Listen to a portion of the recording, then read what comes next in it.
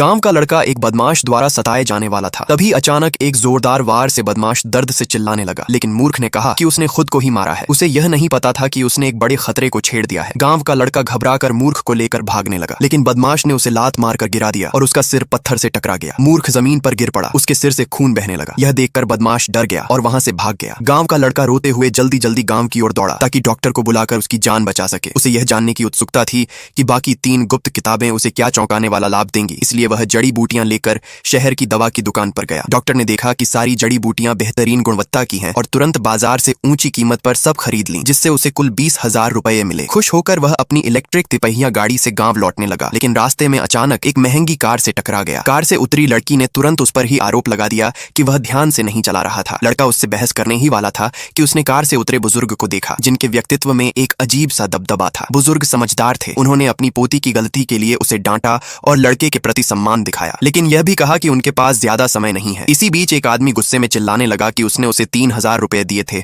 और उसने नई गाड़ी खरीद ली, फिर भी पैसे लौटाने की बात पर पछता रहा है। उसने धमकी दी कि एक दिन वह लिंक्सी गांव आकर डॉक्टर से हिसाब करेगा। बुजुर्ग ने यह सुनकर सोचा कि क्या वह उसी प्रसिद्ध वैद्य का वंशज हो सकता है, लेकिन उन्हें याद आया कि वह वैद्य 20 साल पहले ही मर चुका था और उसके किसी वंशज के बारे में कभी नहीं सुना गया। जब लड़का वापस गांव पहुंचा तो कुछ लोग उसका मजाक उड़ाने लगे। उन्होंने कहा कि उसे शहर में देखा गया है और अब उसके पास पैसे हैं तो उसे अपना कर्ज चुकाना चाहिए। किसी ने बताया कि उस पर पहले से ही 10,000 रुपए का कर्ज है और इलाज के पैसे मिलाकर उसे कुल 20,000 रुपए लौटाने होंगे। गांव के कुछ लोगों ने उसका साथ दिया और कहा कि वह अब पहले जैसा मूर्ख नहीं रहा, इसलिए उसे तंग करना बंद किया जाए। गांव की एक लड़की ने भी उसका समर्थन किया, लेकिन बदमाश ने उसे भी धमकाया और अश्लील प्रस्ताव देते हुए कहा कि वह पैसे के बदले उसके साथ समय बिताए। यह सुनकर सब लोग नाराज हो गए। तभी किसी ने गवाही दी कि 2 साल पहले उसके माता पिता ने 6,000 रुपए के अनाज देकर कर्ज का एक हिस्सा चुका दिया था। इस सब के बीच लड़का शांत खड़ा रहा, लेकिन अब हालात बदल चुके थे और यह साफ था कि आगे जो होगा वह पहले से बिल्कुल अलग और ज्यादा निर्णायक होने वाला है।